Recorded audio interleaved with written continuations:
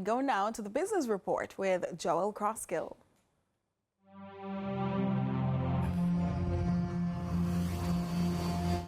Lots to share with you in the business report today, based on reactions from the business community in Jamaica to the U.S. government's announcement of a 10% reciprocal tariff regime on local exports to the largest economy in the world. Jamaica currently exports approximately $1 billion in goods to the U.S., while imports total approximately $3 billion. Economist Keenan Falconer was among the first to weigh in on the potential immediate impact of the measures. When we talk about reciprocal tariffs, what the American administration has done is to sort of aggregate both tariff and non-tariff barriers, and they said that they have now added that together and divided by half. So those countries that have especially more punitive tariffs on the US will now get more punitive tariffs in response, whereas Jamaica and other countries that did not have any tariffs get a baseline of 10%. In fact, the details and structure of the tariffs are not yet totally clear, as shared by Senator Albin Hill, Minister of Investment, Industry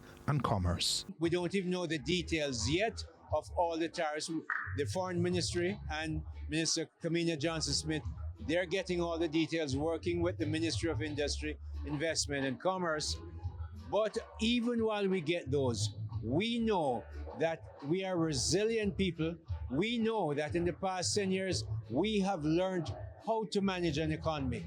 And yes, we're going to take on these challenges because Jamaica is going to have to succeed, whether we have exogenous shocks like the pandemic, like the weather shocks from hurricane, or shocks from tariff. Mitri Siaga, president of the private sector organization of Jamaica PSOJ, spoke in relative terms about the opportunities that may emerge. You know, it's new for us because we had the CBI, which gave us zero duties. Now we're 10%. But the truth is, other countries like China are up to close to 50%. So we still have a 40% quote-unquote advantage. So I'm going to choose to look at this as an opportunity, as an advantage, as a way to say, listen, Jamaican companies have a better deal than everybody else in the world, or at least as good a deal as anyone else in the world. Let's use it. A consideration that is also being weighed by Sidney Thwaites, president of the Jamaica Manufacturers and Exporters Association, who suggested to JMEA membership that the island, located around 600 miles from Florida and whose total TEU capacity continues to increase, may also consider nearshoring as an option. As potentially we're able to serve as a nearshore option that is more advantage to some of the other countries that had a higher tariff imposed on them. So we're telling our members to really look out and seek, a lot of input from, the supply chains, customers, etc., and others who are in the space.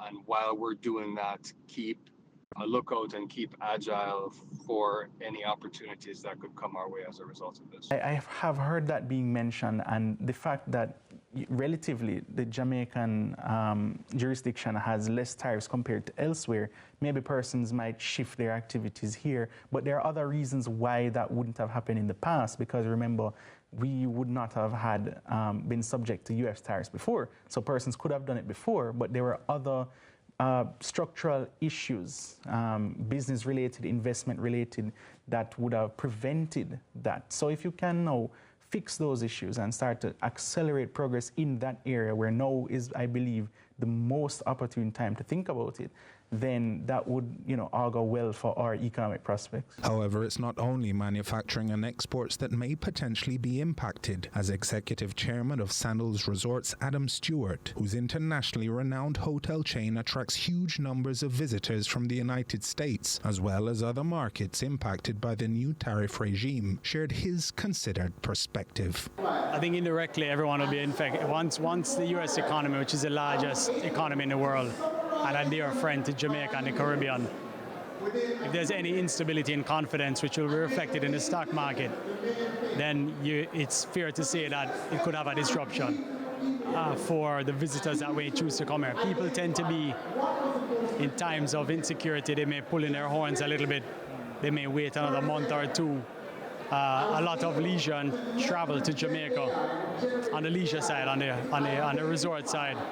It's a luxury, not a necessity for life. So, but you know, if out of it the U.S. economy thrives, it makes America more powerful. It might be a short-term gap to something more successful that's to come. So at this stage, I don't think it's having a material impact. It's definitely, you can feel it a little bit that people are a bit nervous. But you know, we'll see where it lands. In the meantime, those of us in opposition will continue to push hard to promote and to remind the world that Jamaica has never been better to travel to. And that was your business report. I'm Joel Crosskill.